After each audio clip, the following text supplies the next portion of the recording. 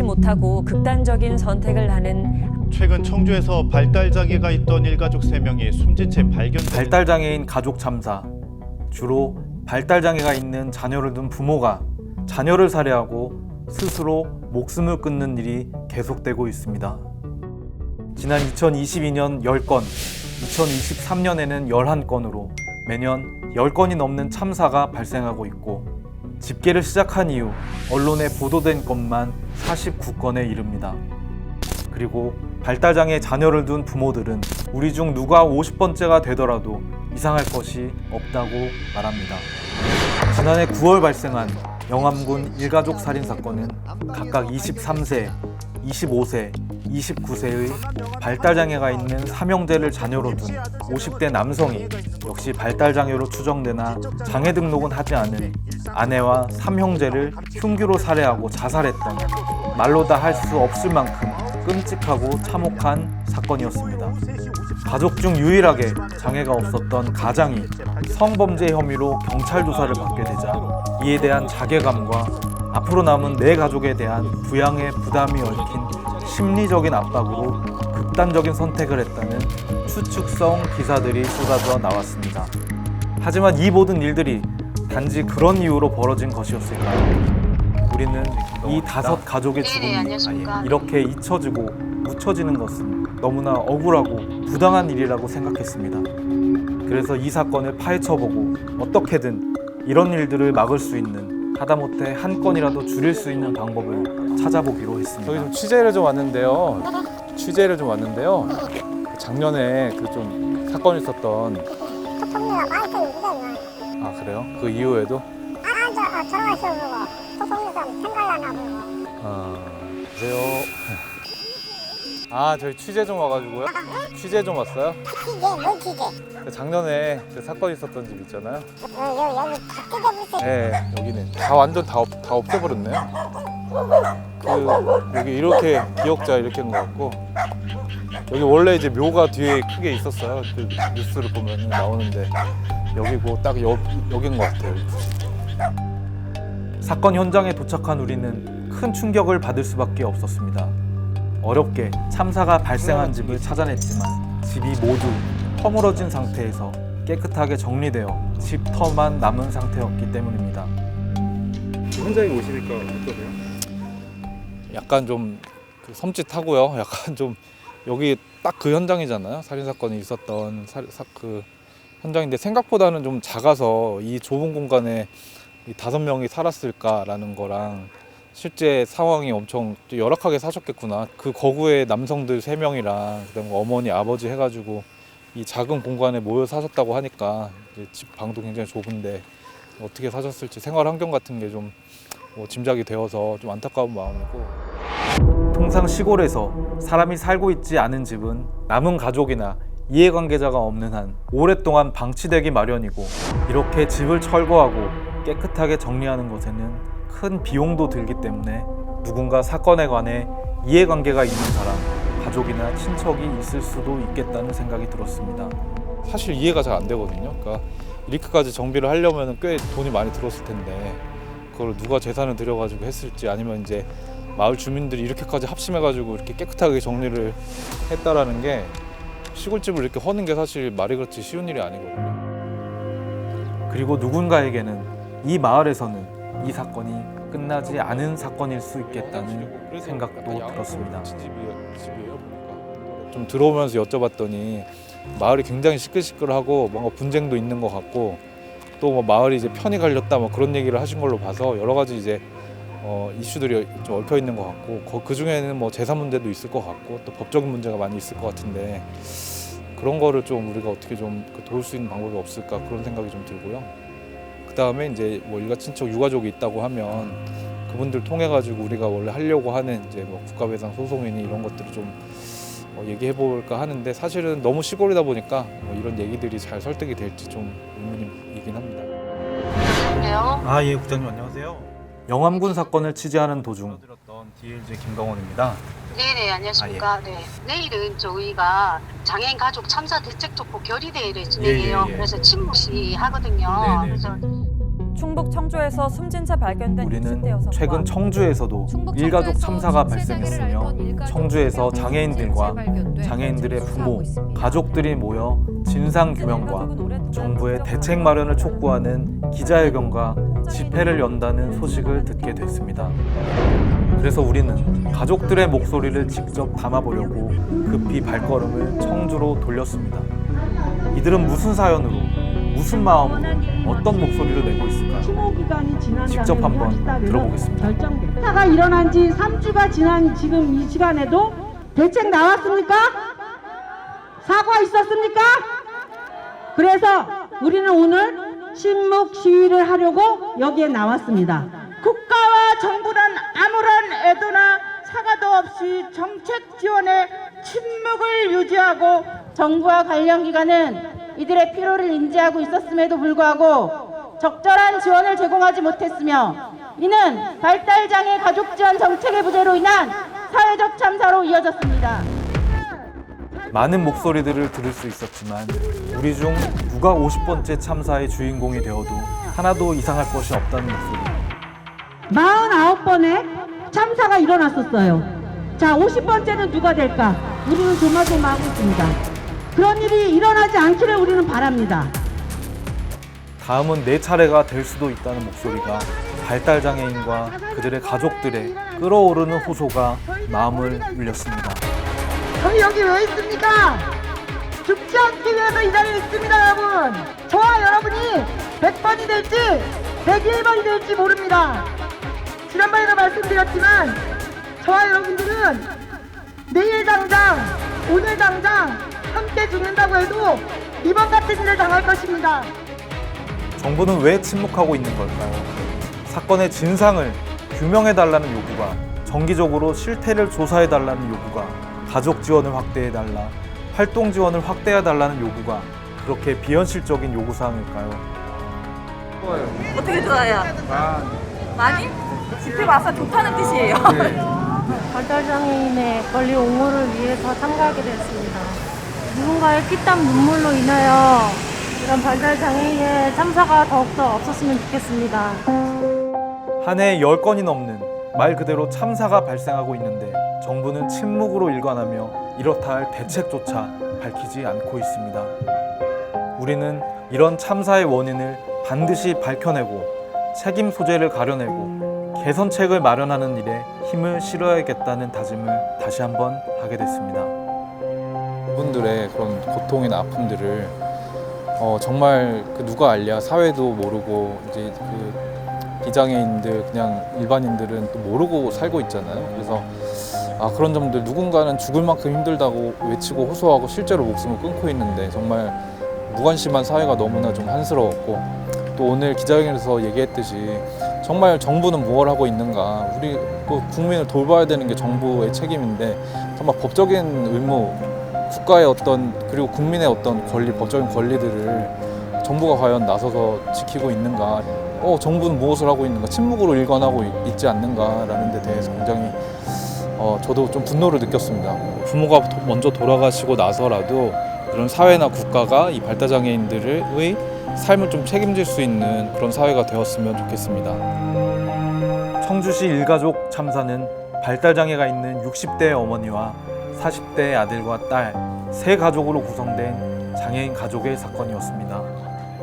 가족 중 한 명이 비장애인이고 비장애 부모가 장애 자녀를 살해한 후 극단적인 선택을 하는 다른 가족 참사 사건과는 결이 다른 사건이었습니다. 청주 일가족 참사 사건의 진실은 무엇일까요?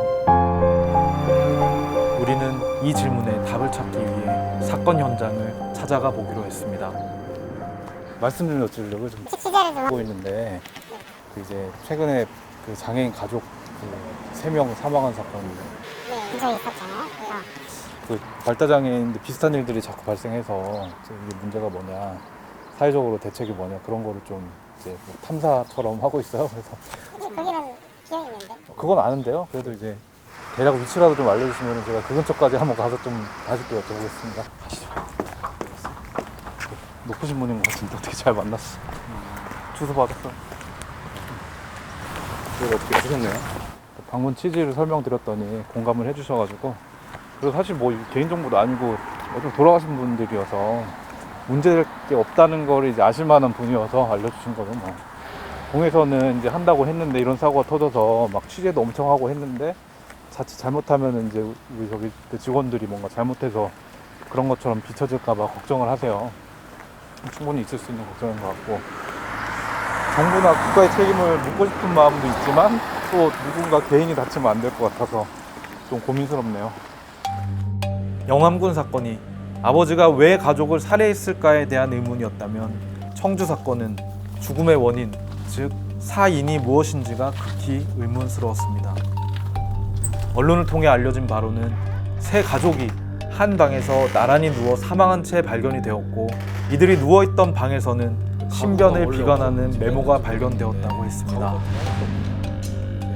유서가 발견됐다고는 했는데 폴리스 라인이 쳐져 있었는데 아마 지금 다 이제 철수를 한 것 같아요. 그 종결을 한 거죠, 이게 사건은. 장애가 비교적 가벼웠던 40대 아들이 두 모녀를 실질적으로 돌보는 역할을 했고 40대 딸은 정신병원에서 태어난 지 얼마 되지 않아 정신질환이 있었으며 정신과약이 있었을 것 같은데 안 가져왔네.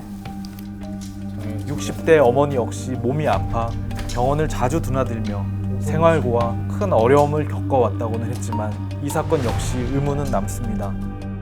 부모 마리아님이 이렇게 계신데 이 집을 이렇게 좀 지켜주셨다면 얼마나 좋았을까라는 생각이 듭니다.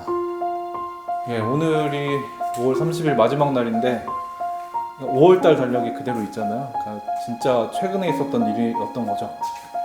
근데 이 달력을 누군가 또 넘겨줄 사람이 이제 이 집에 없다라는 게 좀 마음이 와닿고 여기도 행복해야 될 권리가 있었잖아요.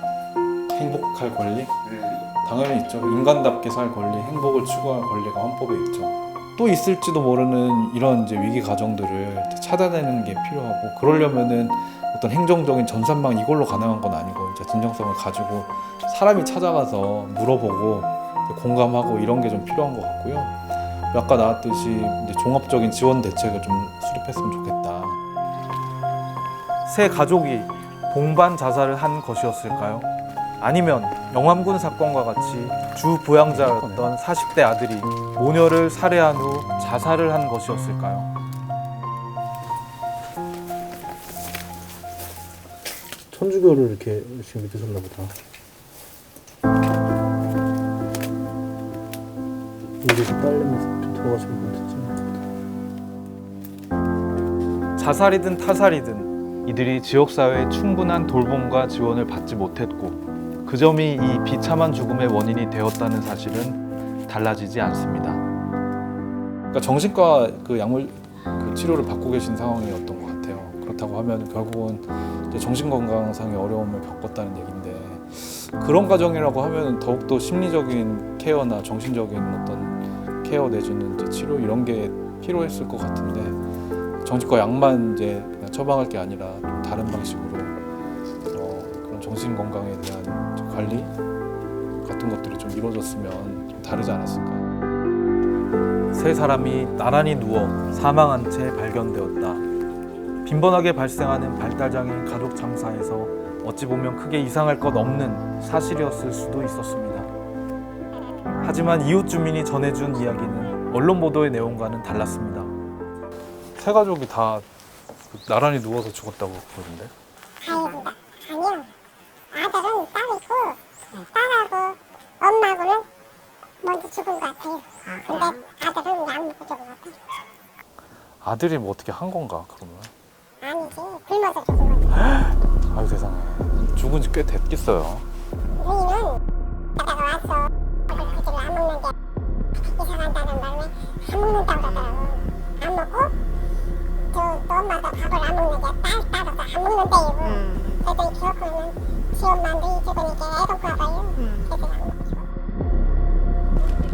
어머니와 딸이 한 방에서 부둥켜 안고 사망한 채 발견되었고 그 사인도 아사, 즉 굶어 죽었다는 것이었습니다.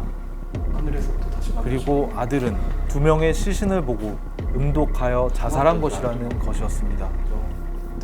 사인이 자살이나 타살이 아닌 아사라면 사건의 본질은 전혀 달라집니다.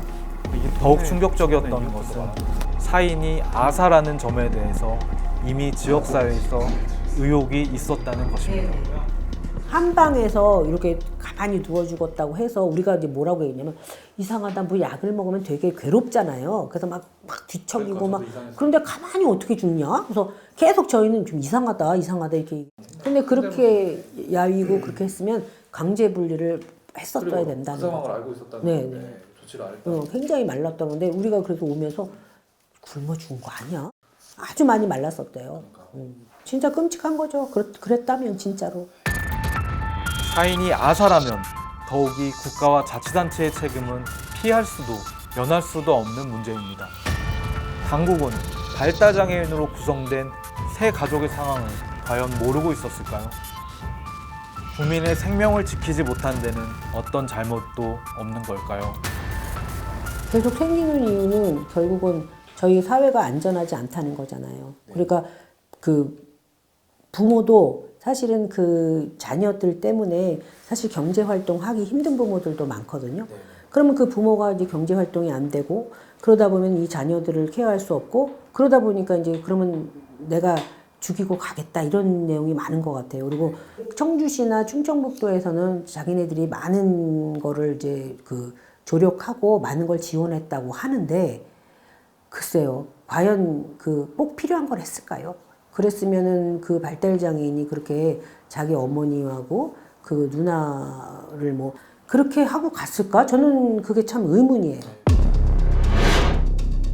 이웃 주민의 증언대로 사인이 아사인지 아니면 전해 들은 대로 약물 중독인지 아직까지도 경찰과 자치단체는 사인을 공식적으로 밝히고 있지 않습니다. 여보세요? 아이고 의원님, 정부와 자치단체를 상대로 억울한 죽음의 원인이라도 밝혀내야겠습니다.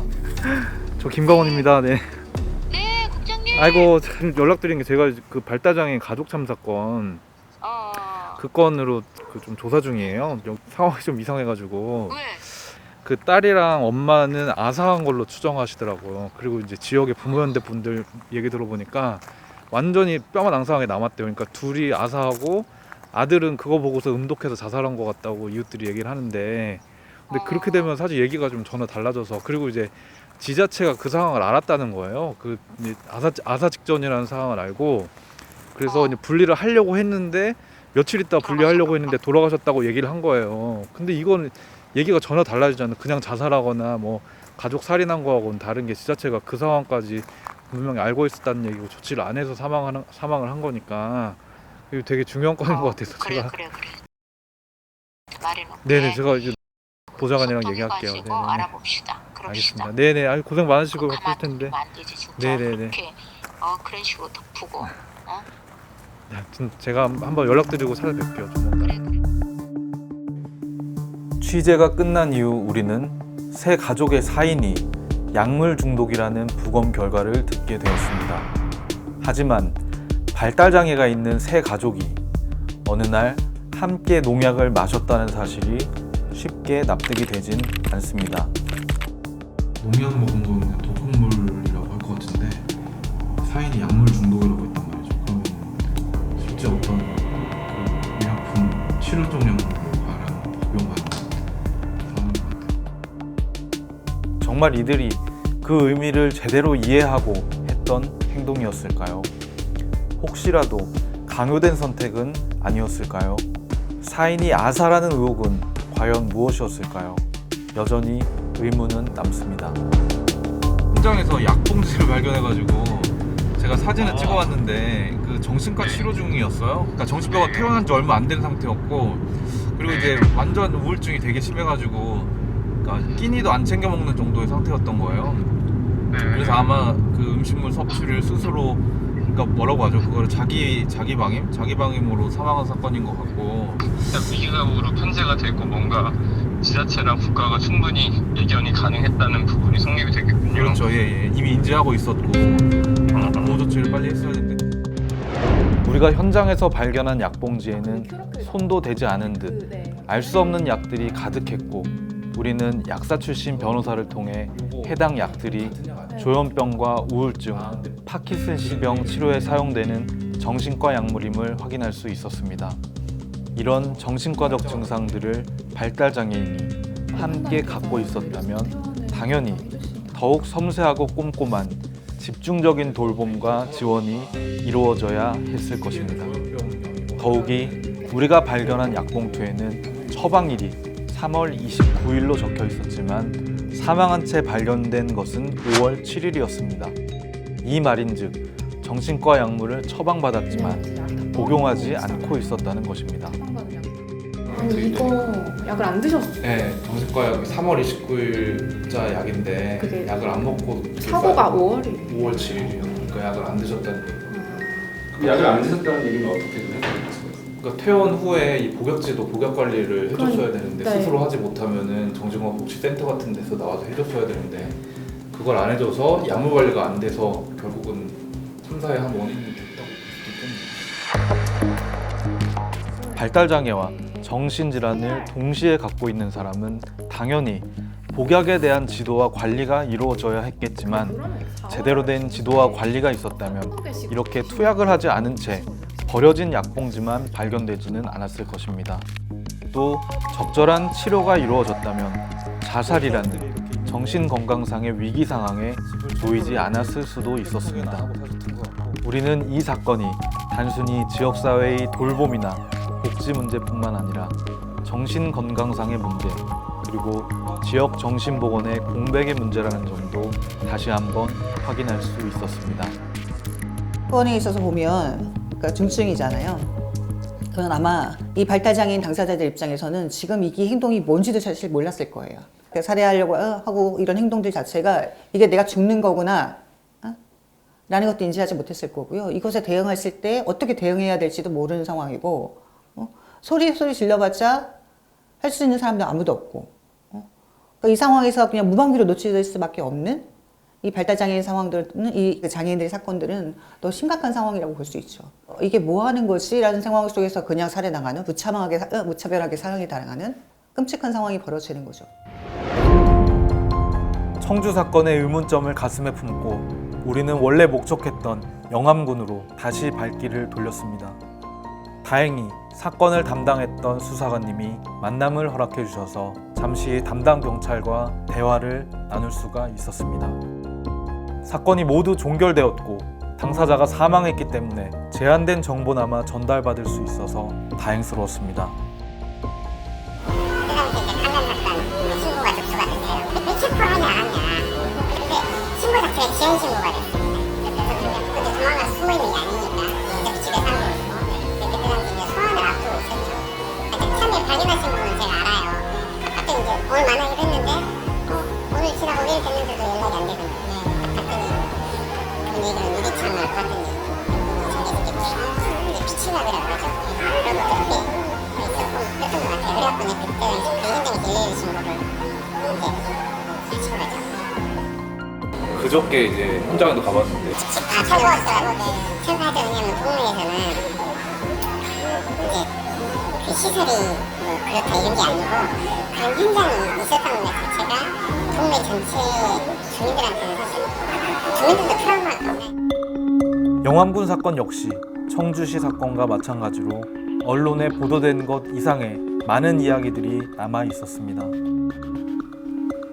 아버지는 아내와 아이들을 살해할 수밖에 없었는가에 대해 집중적으로 질문을 했습니다. 그 장애인들은 평소 모습이 어땠어요? 막 문제를 많이 일으켰어요, 동네에? 아니요, 그런 건 전혀 없어. 얌전했어. 고구마 캐면은 지 아버지가 트랙터 하면 뒤에서 고구마 이렇게 여기가 고구마 맛이 많잖아요. 이삭 주워서 주위에는 안아주기도 하고 시민적으로 경찰서에 왔다 갔다 변호사까지 다 선임을 했다 하더라고요. 근데 출석 날짜를 이틀인가 미뤄놓고 이틀 앞에 그런 사고가 났으니까 그래도 뭐 제일이냐면은 내가 저기 가서 이제 저기서 고발을 했으니까 내가 이제 실형을 받게 되면은 이 일들을 감당을 어떻게 할까 하는 그런 심리적 압박감이 있었지 않을까. 문제가 그러니까 가족한테만 이런 장애인들을 돌봐줄 책임 같은 게 다 가족한테만 주어지니까 본인이 못하게 생기니까. 내가 죽으면 얘도 가요 어떻게 할까? 누가 책임지다 이렇게. 내가 죽으면 얘도 죽여서라도 같이 데리고 간다. 몇 대에 정리한다. 점점 더 이제 많이 바뀌어갖고 이렇게 힘든 말 그대로 국가에서 다른 복지, 노인 우리 쉽게 얘기하면 어르신들한테 표 살라고 이런 복지가 아닌 이런 분들한테 확실하게 먼저 이렇게 해주고 당신이 혹시 먼저 가시더라도 이 애들은 우리 국가에서 책임을 지겠어. 이렇게 성의를 보여줘야 되는데 그게 지금 되냐 이거. 결국 아버지는 언론에 알려진 것처럼 단순히 순간적인 좌절감이나 충동으로 범행을 저지른 것이 아니었습니다. 오랜 기간에 걸친 좌절감, 사회적인 관심의 부족, 한마디로 장애인 가족이 가진 엄청난 중압감이 쌓이고 쌓여왔던 것이었습니다. 그리고 현장 봐보니까 집 터만 봐서 그런지 모르겠는데 생각보다 너무 좀 좁아가지고 이 집에 5식구, 거구 3명 살 수 있었을 것 같아요. 제 생각에 그거 같아요. 이게 집이 넓으면 통제가 안 되지 않습니까? 그러니까 그 집에서 제 순수하게 비장애인은 아빠 혼자 있잖아요. 근데 아버지가 또 본인도 해야 되잖아요. 그러면 이제 집이 넓다 보면 이제 혼자서 다 거의 다 케어를 해야 되는 입장인데 그게 쉽지 않았을 거예요. 제 개인적인 생각입니다. 그러니까 가능한 공간을 어떻게 해야 되냐 줄여야죠. 방 하나에 이제 셋을 아마 딱 하고 상황이 이렇게 될 때까지 정부는 무엇을 했었는지 묻지 않을 수 없었습니다. 더구나 안타까운 것은 장애를 가진 삼형제였습니다. 제대로 된 교육조차 받아보지 못한 채 성인이 되었지만 직업을 갖기는커녕 집 밖에도 나가지 못한 채 갇혀 지내야만 했고 활동지원 서비스를 비롯한 사회복지 서비스는 구경도 하지 못했지만 여기에 대해 정부는 보호자가 서비스를 거부했다는 말만 되풀이할 뿐이었습니다. 저희가 이 가정에 이러한 복지들이 있다라고 안내를 드렸음에도 그분들이 이제 거부하시는 분들이 이게 진짜 어려운데요. 찾을 수 있기는 않잖아요. 게다가 이제 그분들이 도움을 요청하실 거였으면 아동이던 시절에 요청하셨을 것 같은데 이미 자녀가 성인이 될 때까지 어찌 보면 훌륭하다고까지는 표현하기는 어려울 수 있지만 노력을 애를 키우셨을 거라고요. 아버님께서. 결과론도 저는 잘 모르겠습니다. 그게 좀 어려운 부분이 있어요. 그렇다면 아무 문제는 없는 걸까요? 보호자가 서비스를 직접 신청하지 않는 한 아무것도 할 수 없다는 것은 맞는 말일까요? 설령 맞다 해도 아무 문제가 없는 걸까요? 아까운 죽음. 근데 이 문제에 있어서는 저는 이제 제가 볼 때 이 문제는 총체적으로 예를 들면 행정기관이나 이런 기관이 무능했다고는 저는 보거든요. 아니 본인들의 일이 뭔가요? 사실 발굴해서 거기에 필요한 서비스를 제공하는 게 본인들의 일이고 제공하지 못하는 이유가 타당하느냐 아니냐를 판단했어야 되는 거잖아요. 아니 부모가 반대한다고 그냥 어쩔 수 없다라고 나오는 게 말이네. 그러면 뭐하러 그 행정기관이 있겠어요. 일단 지자체 입장에서 보면 지자체는 그 방문을 통해 가지고 확인을 하잖아요. 확인을 하고 나면 문제가 있다고 그 문제의 상황들이 부모가 거부한다고 했을 때 지역 주민들을 만나서 확인을 했어야 되는 거고요. 어떤 상황인지. 게다가 장애가 있는 세 자녀에게 교육과 사회복지 서비스를 제공하지 않은 채 집 안에만 가두다시피 방치했던 것은 장애인 학대에도 해당할 수 있고 장애인 학대를 알고 있는 사회복지 전담 공무원 등 일정 직군의 사람들은 장애인 학대를 수사기관이나 장애인 권익공호기관에 신고해야 하는 신고 의무까지 지니고 있습니다. 부모들 입장에서는 뭐 위험하니까 아까 얘기했던 것처럼 그 공간에서 이렇게 안전하게 지내는 것이 맞다고 생각하고 부모님들 입장에서는 분명히 그런 경우도 분명히 그럴 수 있었을 거예요. 한번 물어보신 적 있을까요? 자녀가 진짜 그걸 원하는지? 자녀의 생각은 전혀 다를 수 있어요. 내가 위한다는 게 자녀의 생각을 통제하고 강제하고 있다는 생각들도 한번 하실 필요가 있어요. 자녀는 오히려 부모가 아닌 또 다른 즐거움을 갖고 또 다른 세계를 가고 싶은데 이것을 부모가 자녀를 위한다는 보호한다는 측면에서 오히려 그 자녀들의 삶을 제약하고 있다라고 하는 부분도 고민할 필요가 있는 거죠. 하다못해 장애인 학대로 인식하고 신고라도 했다면 삼형제 아니 일가족의 참사를 막을 수 있지 않았을까요? 발달장애인 문제나 발달장애인들의 가족 문제가 사실 어제 오늘 문제가 아닌데 이렇게 지역에서는 곳곳에 보이지 않지만 이런 발달장애 가정이 있고 거기 살고 계신 분들이 저토록 죽을 만큼 고통을 겪고 계신다라는 거를 프로그램을 통해서 좀 알리고 싶고요. 발달장애인의 가족이 그냥 비장애인 가족처럼 그냥 평범한 삶을 살기 위해서는 무엇이 필요한지를 이번 취재를 통해서 좀 확인했으면 좋겠고, 정말 이번에는 진짜 좀 이제 얻어낼 수 있는 그런 좀 에너지가 생겼으면 하는 바람이 있습니다.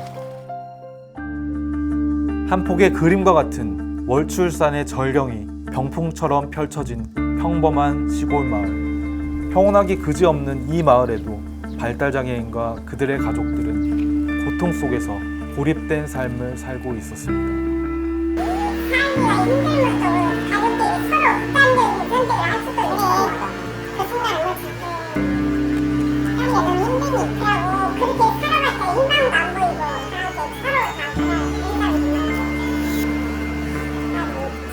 너무 힘드니까 그렇게 살아봤자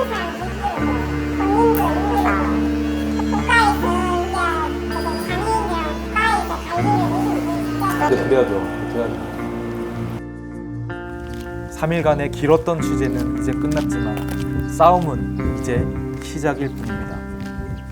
누군가의 도움 없이는 도저히 삶을 헤쳐나갈 수 없는 발달장애인, 그리고 이들에 대한 모든 부양의 부담을 전적으로 감당해야 하는 가족들.